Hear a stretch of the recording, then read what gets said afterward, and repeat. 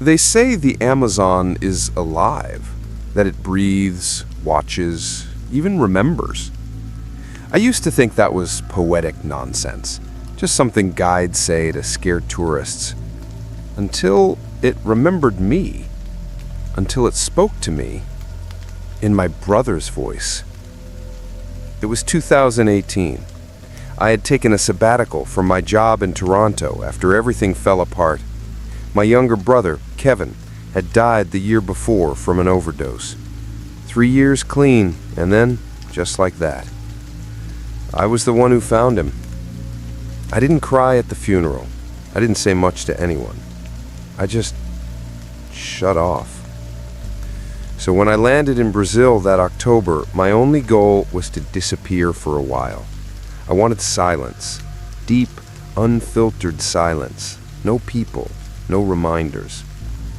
That's how I ended up alone in the rainforest. I started from a small riverside village, traveling light, knife, compass, satellite phone that barely worked, and enough dehydrated food to last a couple of weeks.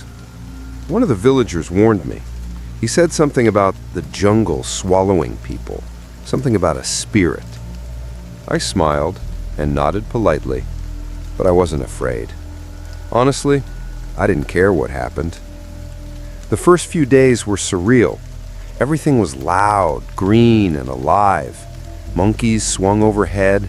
Poison dart frogs watched me from wet leaves. The air was thick enough to drink. I followed the river upstream and camped near its bank every night, letting the sound of water lull me to sleep. On the third night, I wrote this in my journal.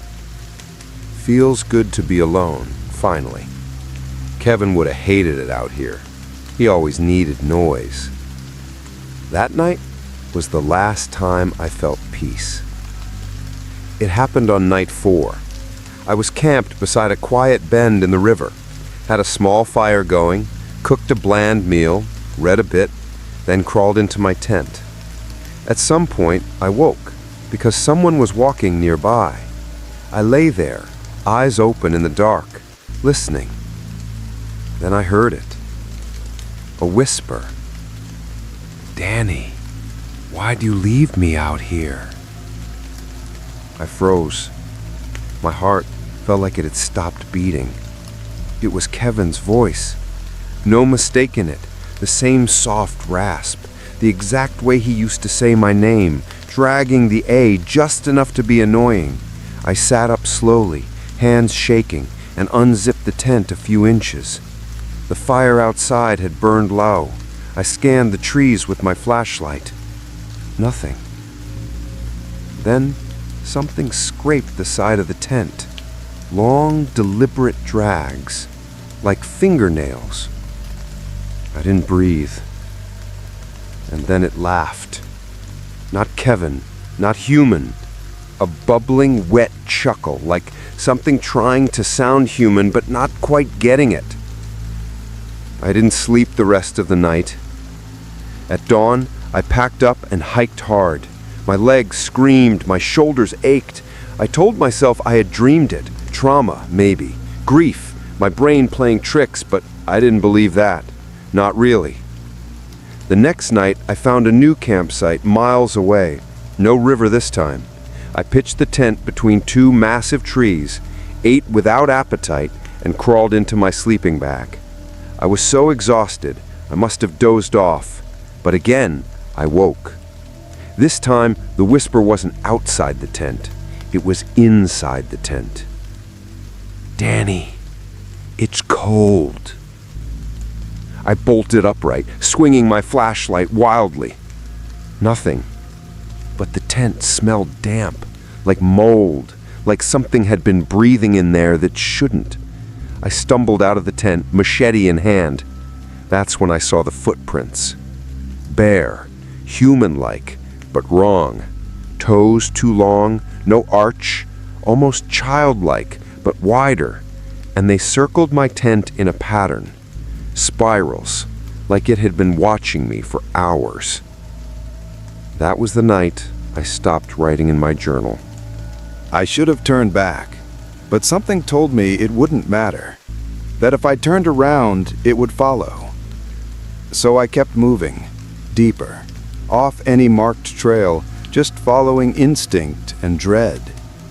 I found myself hiking toward a part of the map marked with a symbol I didn't recognize, a triangle with a dot. One of the villagers had warned me. Curupira lives there, jungle spirit, mimics voices, lures people. I remembered laughing. I wasn't laughing anymore. The jungle changed. The air grew colder, the light dimmer, even at noon. The animals stopped making noise, and the river I passed, if it even was a river, didn't sound right. It didn't gurgle or rush, it whispered. Soft, unintelligible murmurs layered over each other. Sometimes in Portuguese, sometimes in something older. But every now and then, one voice stood out. Kevin. Danny, come this way. I found something. I pressed my hands over my ears and kept walking. That night, I didn't even bother with the tent. I found an abandoned shack near a dried stream, half collapsed and rotting, but with a door I could wedge shut. Inside, strange symbols had been carved into the walls. Spirals, eyes, stick figures with hands for mouths. I sat with my back against the wall, knife in hand. Didn't sleep, didn't blink. And then around 3 a.m., the door creaked open. I didn't move, pretended I was asleep. The footsteps were soft, bare, wet. They stopped right beside me, and then I heard it. Why'd you let me die, Danny? I opened my eyes. It was crouched next to me. It wore Kevin's face, but wrong, like a mask made of wax, half melted. The eyes were pale and blank. The mouth stretched too far. The lips didn't move when it spoke. It just echoed from inside it. When it smiled, it made no sound. But its breath, it smelled like wet soil, rot, and river water. I screamed and swung the knife. It vanished, like smoke, but the smell lingered. At dawn, I ran. Didn't pack, didn't eat, just ran. Eventually, my legs gave out. I collapsed near a clearing where a small group of indigenous villagers found me. They took me in, fed me, let me sleep. When I finally spoke, I asked an elder woman about the voice, about the thing. She didn't blink. Curupira, she said. It takes what you love, uses it to call you. Once you answer, you belong to him. I asked why it hadn't taken me yet. She looked at me for a long time and said, "Because you're still unsure, still broken. It feeds on grief. The deeper it is, the clearer the voice." Before she left, she gave me a charm, twine, feathers, bone. She told me, "This won't stop him, but it might confuse him, long enough for you to leave." I took the next boat back to the village, then home. I still hear Kevin's voice sometimes, not in dreams, in static, in running water. Once in my bathroom, with the shower off. "Danny." Just that, nothing else. I don't know if it's trauma or something that followed me back. There's this line I saw on a forum once, a reply to my story before I deleted the account. It follows you when you hear it twice. I heard it more than that. So if you're reading this and you hear a familiar voice in the middle of the night calling from somewhere it shouldn't be, don't answer, because once it knows you're listening, it knows where you are.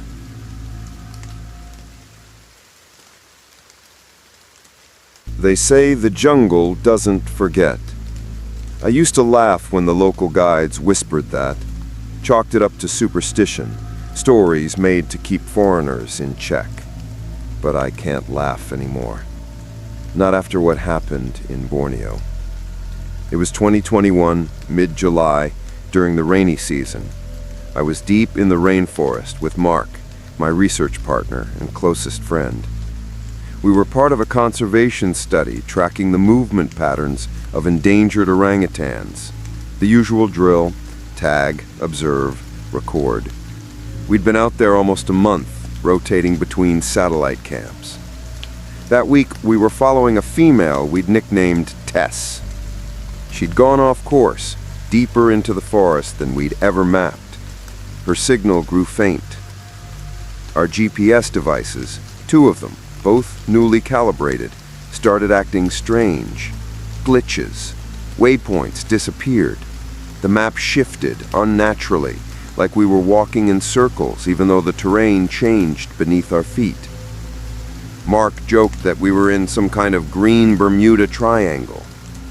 Jungle UFOs, he grinned that evening, flicking his flashlight into the canopy.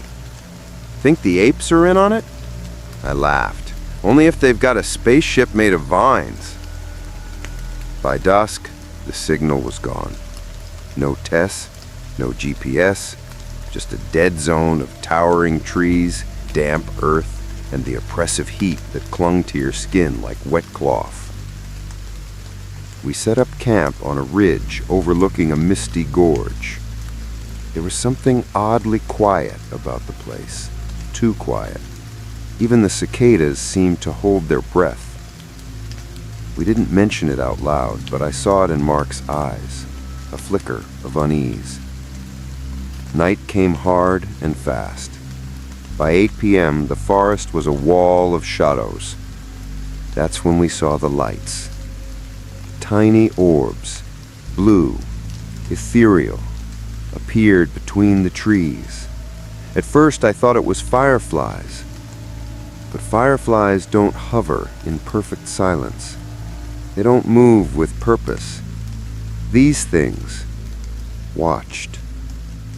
There were maybe a dozen at first, then 2 dozen, then more drifting between trunks like curious spirits. They never blinked, never changed color. They floated at eye level, maybe 5 or 6 feet off the ground, moving in synchronized silence. Mark grabbed the camera. Holy shit, are you getting this? I don't know, I whispered. Do we want to? He didn't answer. He just zoomed in and started filming. Then came the hum, a low, mechanical vibration, not from the lights, but from the very air. It sank into my bones like standing next to an old generator. I felt my teeth rattle. The air grew colder, not cool like a breeze, but an unnatural cutting cold. We were in the tropics. This wasn't possible. Do you see that? Mark said suddenly, his voice sharp. I turned to the screen. Behind the lights, behind the veil of orbs, the camera picked up tall, shadowy figures, human-shaped, but stretched, elongated. They didn't move, just stood there like sentinels, watching us through the curtain of light. I looked into the jungle. Nothing. But through the lens, they were right there. Then the audio on the camera glitched, a burst of static. Then a voice, garbled but indistinguishably human. Don't look at them. My heart dropped. Mark froze. What the fuck was that? I don't know. Could be a prank. Could be... But my voice didn't sound convincing. Not even to me. The lights began to move again, closer. We backed up. The fire between us sputtered and hissed as if smothered by invisible pressure. The hum rose to a roar. That's the last thing I remember from that night. I woke up in the mud. The sun was up, barely. The pale gray light filtered through the trees. My body ached. My clothes were torn, and I was covered in scratches. Long, thin ones, like I'd run through thorns, or like something had clawed me gently, deliberately. Mark lay nearby, curled up like a child. He stirred as I crawled to him. What the hell happened? We weren't on the ridge anymore. We were down in the gorge, miles away from our camp. No gear, no food, no GPS. The only thing we still had was the camera. And even that was barely intact. The screen was cracked, the battery half dead, but it still turned on. The footage? Mostly static. But in between frames, we caught glimpses. Blue lights, shadow men, us standing still with our eyes wide open, mouths slack like puppets with cut strings. At one point, Mark muttered something under his breath on camera. They're showing me something. Then the video cut out. It took us 2 days to hike back to the nearest satellite camp. We didn't talk much on the way. Every sound, every rustling leaf felt loaded, dangerous. When we finally got a signal, we sent out an emergency ping. The team flew in by chopper and picked us up. We didn't tell them everything, just that we got lost, disoriented, classic jungle trouble. But I knew they didn't believe us, not fully. We handed in our footage. The Research Institute tried to recover the corrupted files. Nothing worked. The video file was scrambled beyond recognition. They wrote it off as equipment failure. Mark and I tried to go back to normal. He returned to Europe. I stayed in Asia, moved to another project. But we kept in touch. Late at night, he'd sometimes call. "Do you ever dream about them?" he'd ask. I lied at first, but eventually I admitted it, because I did. Every few weeks, I'd wake up gasping, soaked in sweat. In the dreams, I stood in a forest I didn't recognize. The sky was the wrong color, black with a smear of violet. The trees shimmered. The lights returned, moving faster now, less curious, more predatory. And the tall figures, they spoke. Not in words, in images, in feelings.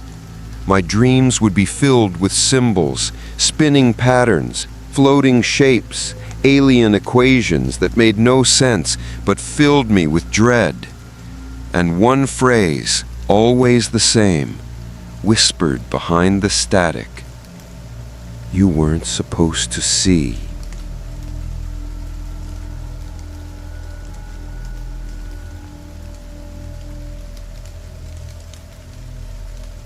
Mark went quiet 6 months later. Stopped replying to emails. No calls. I figured he needed space. Then I got the package. No return address, just my name. Inside was a flash drive and a note in Mark's handwriting. If they find me, don't try. Just watch this and don't go back. My hands trembled as I plugged in the drive. The video was short, 5 minutes. He looked hollow, pale, eyes sunken. Behind him, the walls were covered in symbols, drawn in charcoal or ink or something darker. He spoke in a whisper. They've been here forever, watching, choosing. They live between moments, outside of time. You see them when the jungle forgets who you are. He paused. They followed me home. That was the last I ever saw of him. No one could find him. His apartment was abandoned. No passport, no phone, just empty space. I went dark after that, left the research circuit, moved inland, changed names, but the dreams never stopped. Sometimes I see the lights hovering outside my window at night. Sometimes I wake up with fresh scratches on my arms, perfectly parallel, always 3. I've tried burning sage, speaking to shamans, moving continents. Doesn't matter. Once you've seen them, they don't let you go. I'm telling you this not as a warning, but as a confession, because I think it's my turn. Last night I found something in my room, on the floor beneath the window. A footprint, not mine. Elongated, bare, wet. And just now, the lights are back, hovering outside, waiting.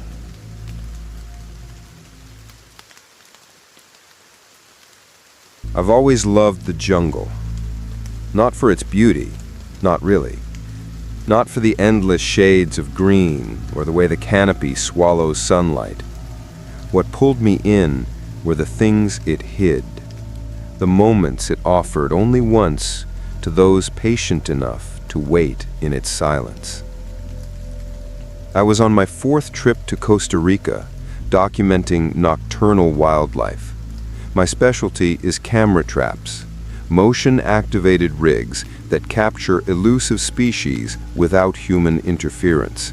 Jaguars, ocelots, kinkajous. I lived for those rare shots, the kind that made people go, "How the hell did you get that?" I had 5 cameras set up across a 2-kilometer stretch of the rainforest. It was thick, swampy terrain, untouched, barely charted. I'd worked with a local biologist, Mateo, who warned me, these parts aren't mapped well. People don't go too deep anymore. Why not? I'd asked. He'd hesitated, then muttered something about indigenous stories, warnings about El Vigilante de la Selva, the jungle's watcher. I laughed it off. I wasn't a stranger to local legends. But I should have listened. Day 1. It was hot and wet, like walking through soup. My gear was soaked in minutes. I placed the first camera near a fig tree with claw marks, likely from a sloth or small cat. The second was deeper in, near a creek. The third, well, that's the one that still haunts me. I found a strange clearing, not unnatural exactly, but too quiet. No birds, no frogs. Just the buzzing of flies and a low hum I couldn't place. I hesitated. My instincts told me to skip it, but the tree line formed a natural corridor, perfect for catching passing animals. So I strapped the camera to a trunk and whispered a little apology into the silence. Dumb, I know, but the air felt thicker there, like I was trespassing. I spent the night in a hammock at base camp, listening to the jungle's orchestra, howler monkeys, insects, The occasional rustle of something big. Normal sounds. Back then, everything was still normal. Day 2. I retrieved the SD cards 2 days later. The first 2 cameras had what you'd expect: a jaguar crossing at dusk, a raccoon peering into the lens, even a boa coiled near a tree. But the third card, the one from that strange clearing, was different. The first night, nothing. The second night, something. At exactly 2:14 a.m., the camera captured a blur, too fast to make out. I slowed the footage, frame by frame. It was a person, naked, emaciated, on all fours, not running, crawling. But here's the thing. It was looking directly at the lens, as if it knew where the camera was. I stared at the freeze frame, my breath caught in my throat. The face was obscured, just a suggestion of hollow cheeks and sunken eyes, but definitely not a local. The bones looked wrong, like they'd shifted over time into something more predatory. I told myself it was a trick of the light, maybe a poacher, but no one would crawl through that part of the jungle naked at night. Still, I moved on. Day 3. I set a new camera near the clearing and left one by my tent just in case. It felt paranoid, but something about that image had set me on edge, like I was being watched. That night I kept waking up, first to distant rustling, then laughter. Low, wet, gurgling laughter. I sat up in my hammock, heart thudding. The jungle was too quiet again. I clicked on my flashlight, sweeping the perimeter of camp. Nothing. Just as I was about to lie back down, I heard the click. Not from me, from the direction of the forest. A camera trap had just gone off. Day 4. In the morning, I practically ran to the third camera.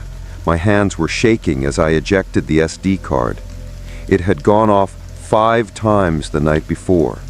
Each time, that same thing appeared.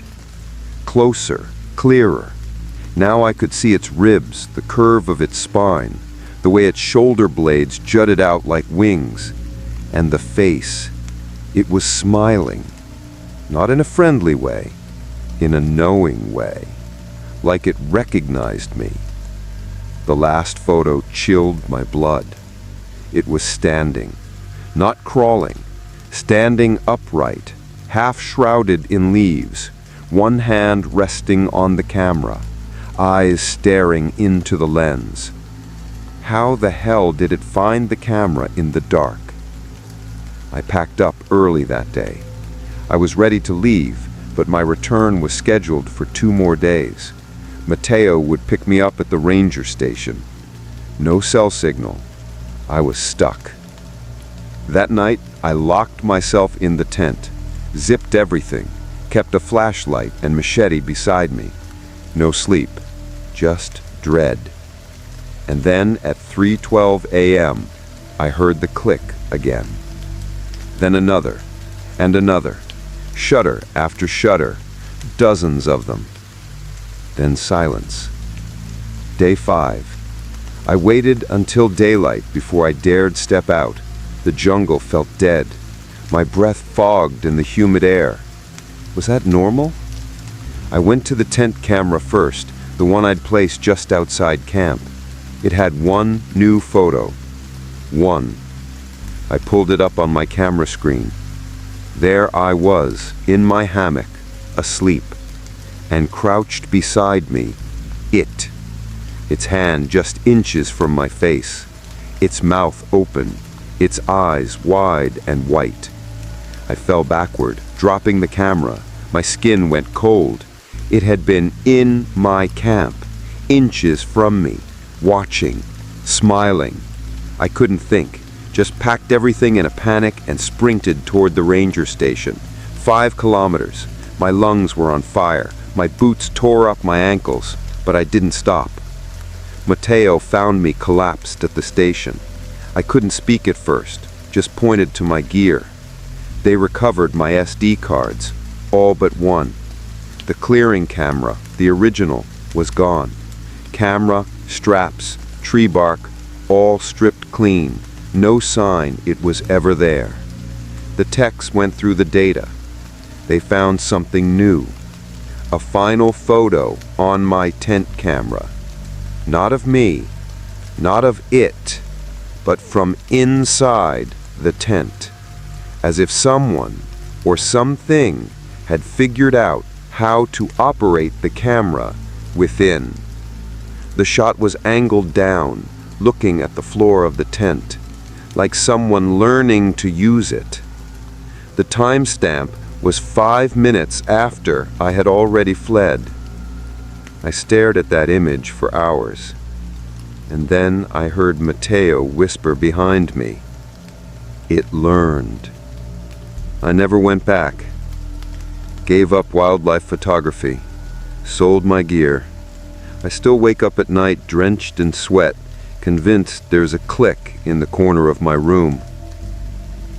Sometimes I think about that final shot, the one from inside. I didn't take it, and it wasn't a mistake. It was a message, a warning, or maybe an invitation.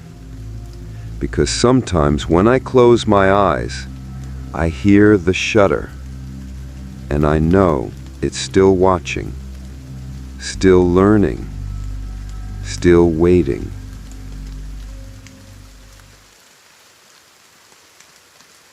They say the jungles of Papua New Guinea are among the last truly wild places on Earth. I used to think that was romantic. Now I know it's a warning. My name's Daniel Kraus, freelance travel writer, sometimes photographer, and full-time idiot, apparently.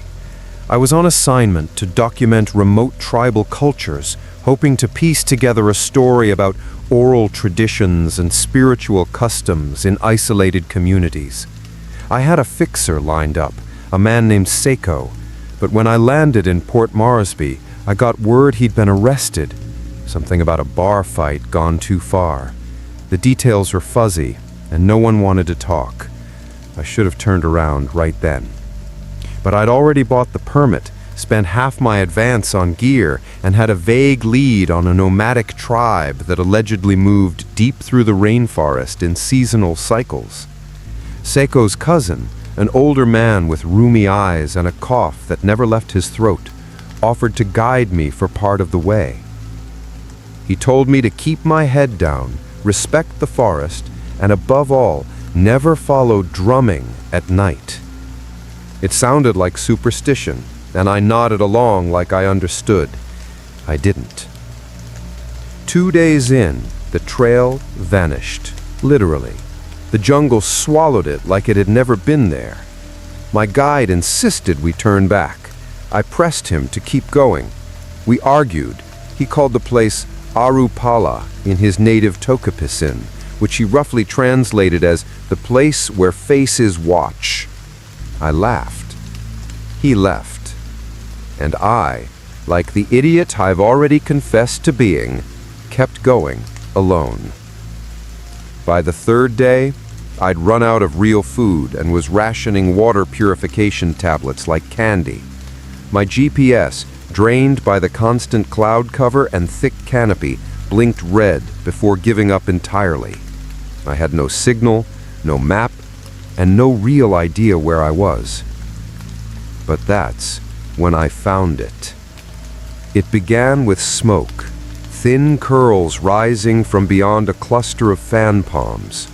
I thought I was hallucinating at first, but then I heard it, the crackle of a dying fire, the rustle of wind against thatched roofs. A village. Not a soul in sight. There were maybe a dozen grass huts arranged in a loose circle. Each hut had a small fire pit in front of it, still smoldering faintly, as if someone had just left. Pots and woven baskets sat beside doorways. A machete was lodged in a tree stump, its blade still gleaming. But what chilled me were the dolls. Each hut had one, sometimes two, crafted from vines, twigs, and what looked like dried moss. They were shaped like people, heads, torsos, arms and legs, all carefully bound with twine. Some wore beads. Others had feathers sticking out of their shoulders or skulls made from turtle shells. They weren't tossed around randomly. They were positioned, standing, sitting on stools, propped in doorways, watching. And they were all facing the center of the village, like they were waiting for something or someone. I approached cautiously, my boots sinking into the loamy ground. A low creaking sound echoed from one of the huts, like a rope swinging under tension. I froze. Then I saw it. One of the dolls, tall with hollow coconut eyes, shifted. It was slow, like a branch bending in wind, but there was no breeze, and I swear to you, I saw it wink. My throat dried instantly. I took a step back, nearly tripping on a root. That's when I heard it. Drumming. Not distant like thunder, not tribal or celebratory. It was slow, deep, rhythmic, coming from within the jungle, behind the huts. Not loud, but close enough that it felt like it was inside my chest. I turned to leave, but something made me glance back one more time. The dolls had moved. 3 of them now stood where I had entered the village, arms extended, heads tilted. I hadn't heard them, I hadn't seen them, but they were closer. Too close. I ran. Branches tore at my face, vines snagged my backpack. I didn't care. I was beyond panic. I was pure instinct. The drumming followed me, quickening in pace, vibrating in my ribs like a second heartbeat.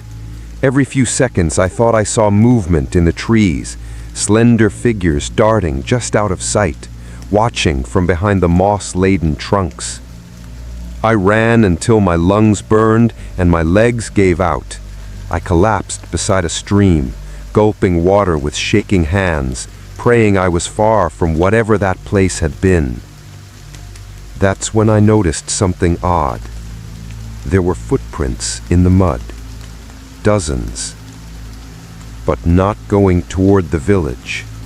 They went into the trees. Not into the jungle, not deeper along the path. Into the actual tree tops. Like someone or something had climbed straight up.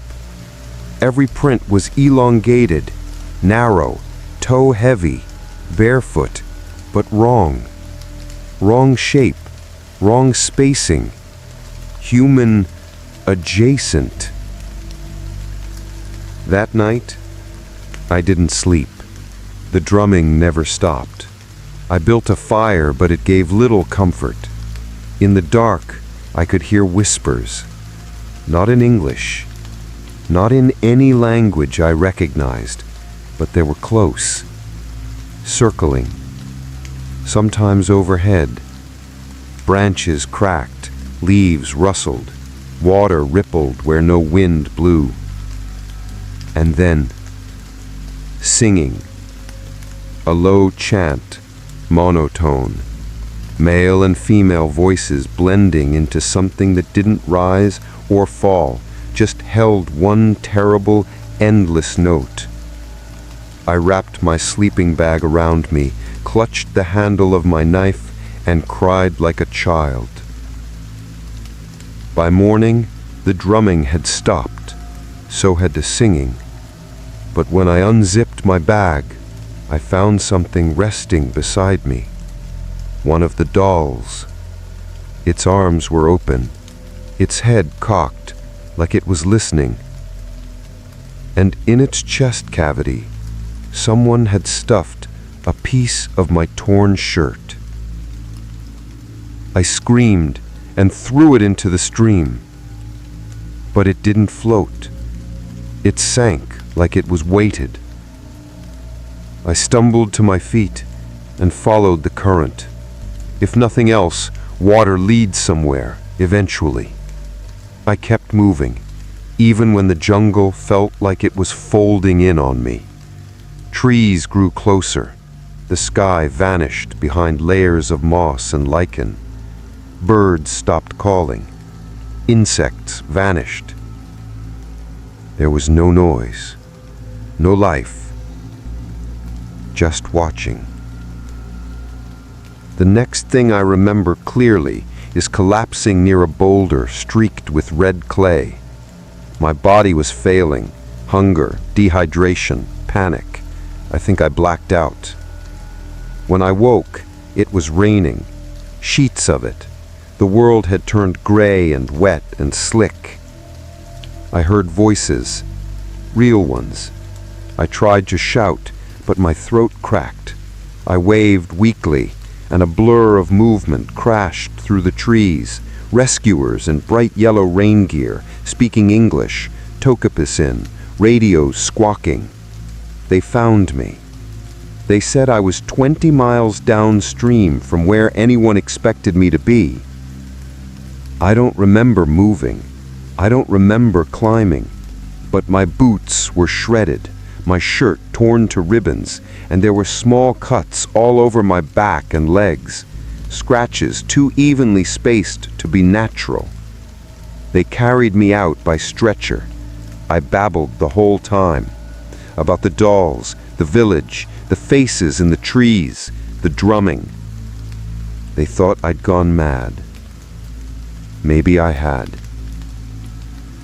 But here's the part no one wants to talk about. When the rescue team tried to backtrack my steps, they found the stream. They found the boulder. But there was no village, no huts, no fires, no evidence of human presence, except for one thing. At the edge of the stream bed, half buried in mud, they found a single footprint. Not mine. Bare, long-toed, and pointing straight up the trunk of a banyan tree, as if whoever made it had walked into the canopy. I left Papua New Guinea 3 days later. I haven't slept a full night since. Because sometimes, when the wind is just right, I still hear that drumming in my chest, in my bones.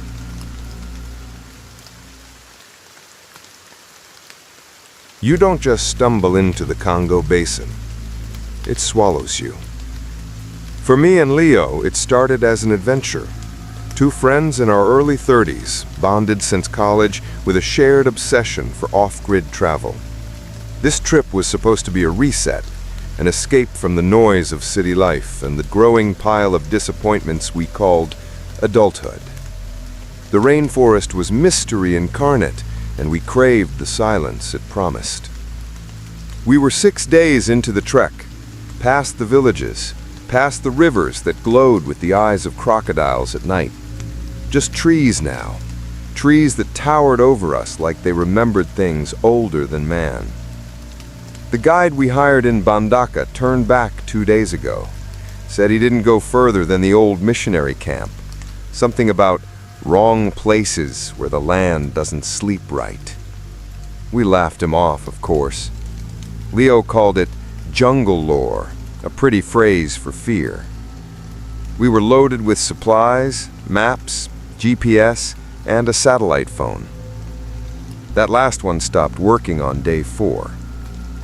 By day 6, even the birds had gone quiet. That morning, we found the second backpack. We'd camped by a narrow creek the night before, I woke up first, stretching and groaning against the stiffness of the hammock. Leo was boiling water for coffee when I saw it, sitting half buried in the brush about 10 meters from our tent, just barely visible. "Hey," I said, nudging Leo with my boot. "Did you move my pack?" He looked up from the jet boil. "Why would I?"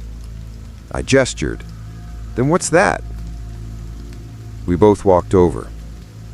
The air felt heavier as we approached. I thought it was the humidity, but now I'm not so sure. The backpack was identical to mine. Same olive green osprey with the scuffed front strap and the side pocket zipper that didn't close right.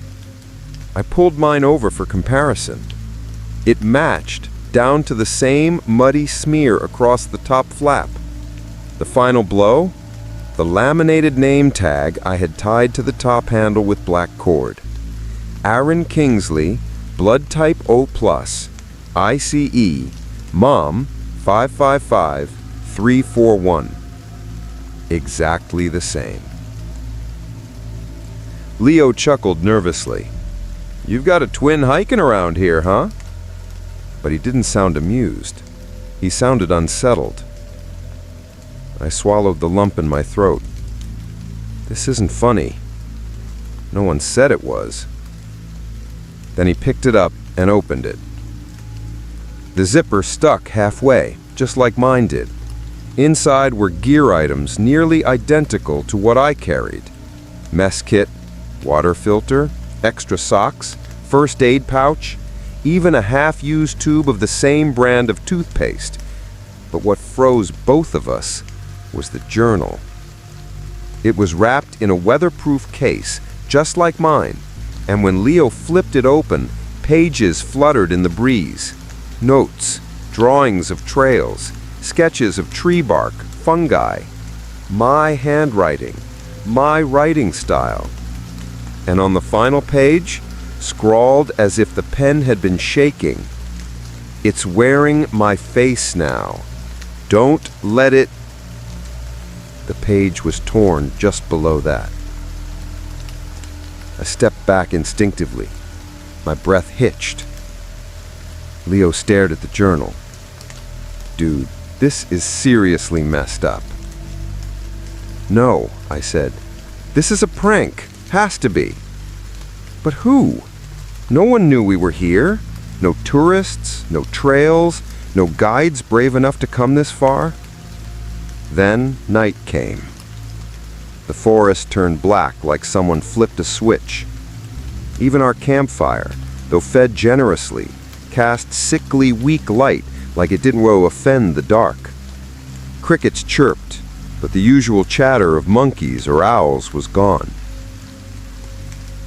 Leo had barely spoken since the backpack.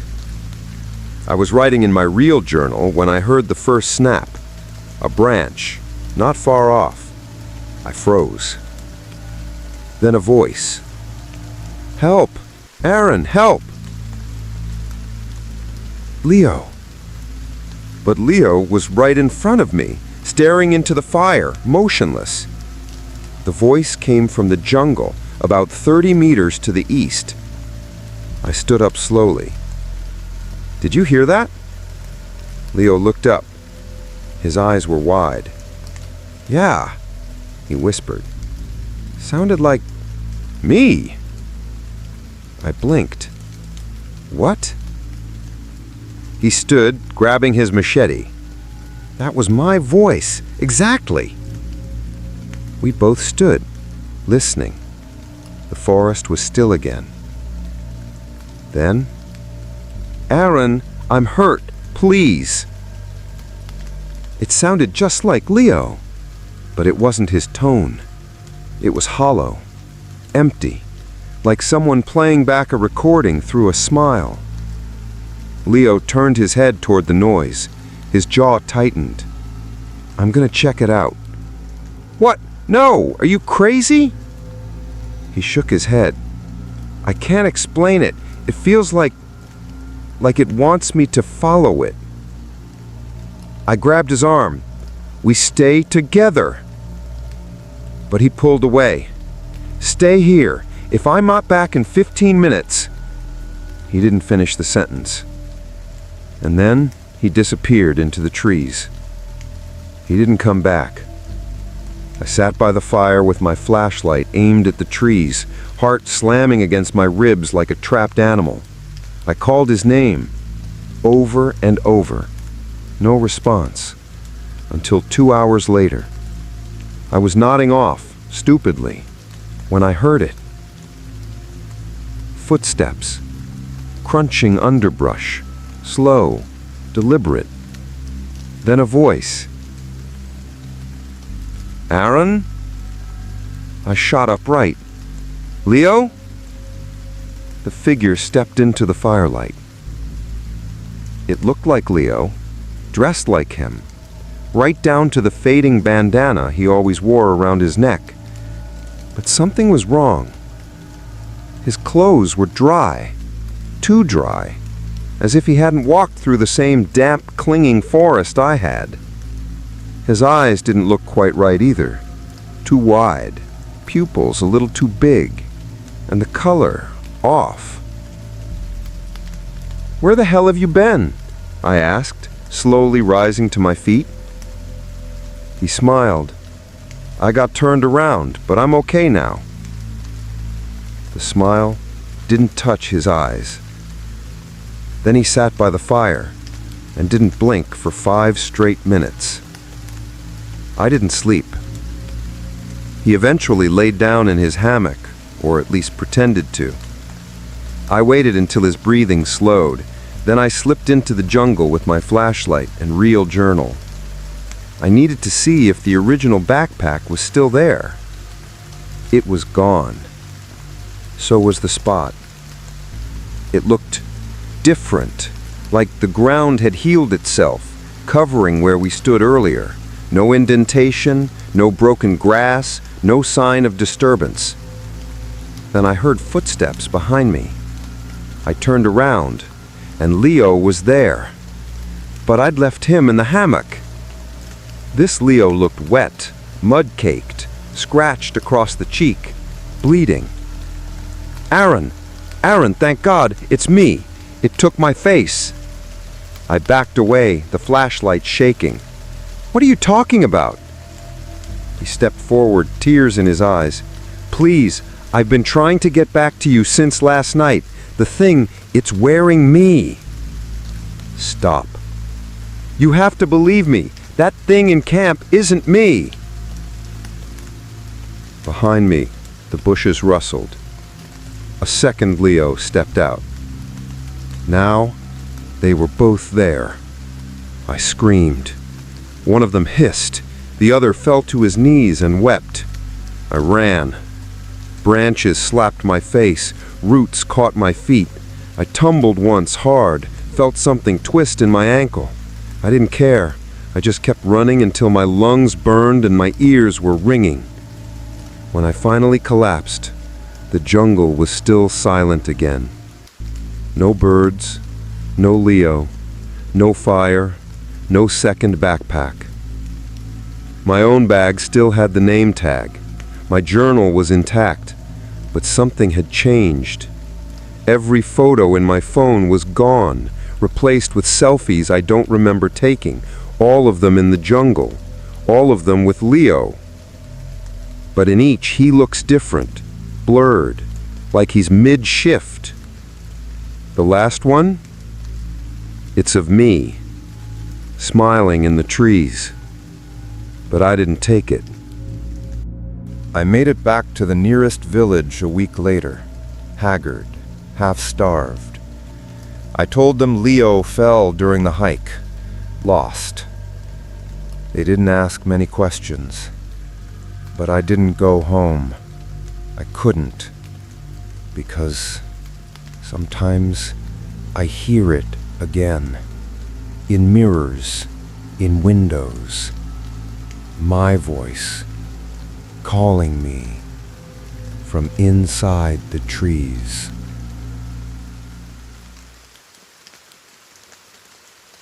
I've trekked through jungles before. Thailand, Myanmar, even the dark belly of Sumatra. But Cambodia was different. It pressed on you, made you feel like the vines themselves were watching. I came here chasing rumors. Whispers passed between beer-soaked tongues and backpacker bars. They spoke of a tunnel in the middle of nowhere, unmarked, untouched, and possibly cursed. Of course, they said haunted or sacred, words people throw around when they don't understand something. But I was a skeptic and a documentarian. I wanted footage, proof. If there was something real down there, architecture, carvings, anything ancient, I'd find it. My YouTube channel was stagnating, and the algorithm loves danger. I had only a week left in the country when a guide, his name was Kam, agreed to take me upriver into Ratanakiri province. He wouldn't go near the place himself, but he marked a rough spot on my GPS and warned me, dead serious, don't stay after dark and don't touch the stone. Naturally, I laughed. I should have listened. The journey took days. Dense forest, no trails, just machete cuts through wall-like vegetation. By the third day, I had to move alone. Kam wouldn't go further than the ridge. He left me with extra batteries, rations, and a bone charm made from some animal I didn't recognize. It looked like a chewed wishbone bound in red twine. "Wear it on your back," he said, "facing the thing behind you." Cryptic? Sure, but I clipped it to my pack anyway. The tunnel wasn't hard to find. My GPS started glitching as I approached, bouncing between coordinates. The jungle thinned unnaturally. No birds, no bugs, just silence.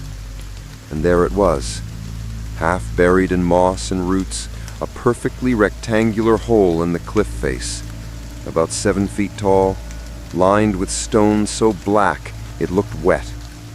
The entrance was colder than the air around it, the smell thick, sweet, sour, and unmistakably alive. I turned on the GoPro. Inside, it was all wrong. The stone wasn't carved, it was shaped, smooth like melted wax, and yet edged like obsidian.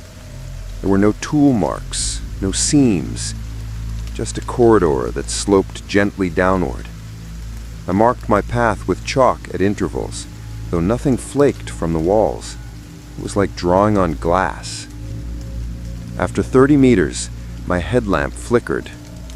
Just batteries, I thought. I swapped them out. Same issue. A low static began in my ears. Not sound exactly, but pressure, like when an elevator drops too fast. The tunnel pulsed with it. Then the dripping started. Not regular water. It was too thick. Each drop landed with a soft slap. I aimed my camera upward, expecting to see some condensation or vines. Nothing. The ceiling was bone dry. But the sound didn't stop. It multiplied. I don't know how far I walked. Time stretched weirdly down there. Minutes felt like hours. My watch stopped working entirely. But the tunnel didn't end. It just shifted. The smooth stone gave way to something ribbed, organic. My boots echoed differently. Instead of clicks, I heard thuds, like stepping on damp wood. My stomach turned, and I caught a whiff of something. Rotting fruit, mixed with the sharp tang of breath, warm and too close. That's when I saw it. Ahead, the corridor widened into a round chamber. My headlamp barely illuminated it, but the GoPro's night vision picked up more. The walls were covered in ridges. No, not ridges. Vertebrae, segmented, like the inside of a spinal column. Each ring moved slightly, like breathing. I should have left then. But I was frozen. Not with fear, exactly. With curiosity. the kind that kills cats, and evidently dumb explorers. In the center of the altar was a stone, but unlike anything I'd ever seen, it pulsed faintly, almost as if it had a heartbeat. Carved into its base was a symbol I can't describe, because every time I tried to draw it, my hand cramped or the pen snapped. I set the GoPro down to record it. I leaned in. That's when the temperature dropped. My breath fogged. The dripping stopped. The static vanished, replaced by something worse. Clicking, like nails tapping stone, rapid and echoing. Then a scraping, wet and low, dragging itself closer. I turned slowly. It wasn't an animal. It wasn't a person. It was segmented. Hundreds of them, smooth, glossy, black, with hints of green iridescence. No eyes, no head, just a series of wriggling parts that moved independently, but in horrifying harmony. As it crawled, the floor bowed under its weight, yet it made no sound, no screech, no snarl, just the clicking. And then, the mimicry started. At first, it sounded like static, then whispers, then my own voice. "Hey guys, it's Alex from Truth Unearthed. I found something insane." It was repeating my intro from earlier, pitch perfect, but it played backwards, like a tape melting. My own voice, chewed and spit back out. The segments unfolded. From the center of the thing, something rose, a torso, vaguely human, entirely wrong. Skin stretched over the bones too tight, no face, just a slit that split from navel to neck. It opened. Inside was darkness. And the smell. God, the smell. I grabbed the GoPro and bolted down a side tunnel I hadn't noticed before. My chalk marks were gone. Gone. The tunnel behind me had closed in, literally.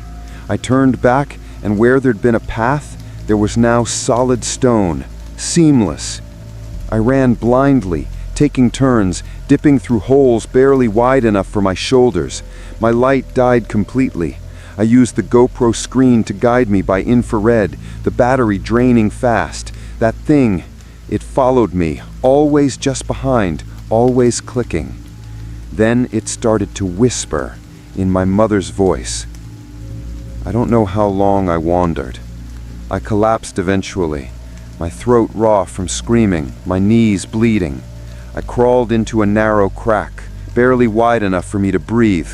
I stuffed the GoPro into my jacket, turned it off to preserve battery, and listened. Silence. Then, something else. Movement, but not crawling. Voices. Real voices. They found me a day later, maybe two. A group of forest rangers surveying illegal logging paths. They said I was delirious, covered in scratches, talking to something that wasn't there. My footage? Gone. Except for 10 seconds. The GoPro had glitched, corrupted most files, but one clip survived. It's me, facing the altar, breathing hard. The camera catches movement behind me. Segments, slick and twitching, entering the frame. The mimicking voice begins, "It's wearing your skin now. Let it in." Then the feed cuts, glitching, hissing, and a single frame flashes before total blackout. A face. Not mine, not human, but trying to smile. They sealed the tunnel. The rangers wouldn't tell me who ordered it, but the stone was covered with a steel grate and buried under several tons of concrete within a week. I tried uploading the surviving footage. The platform took it down, flagged for graphic content and disturbing imagery. They reached out privately, offering a settlement to never mention it again. I didn't take it. I wear the bone charm now, always, facing backwards. Not because I believe in curses, but because sometimes, when I pass a mirror too fast, I see a segment, just one, trailing behind me.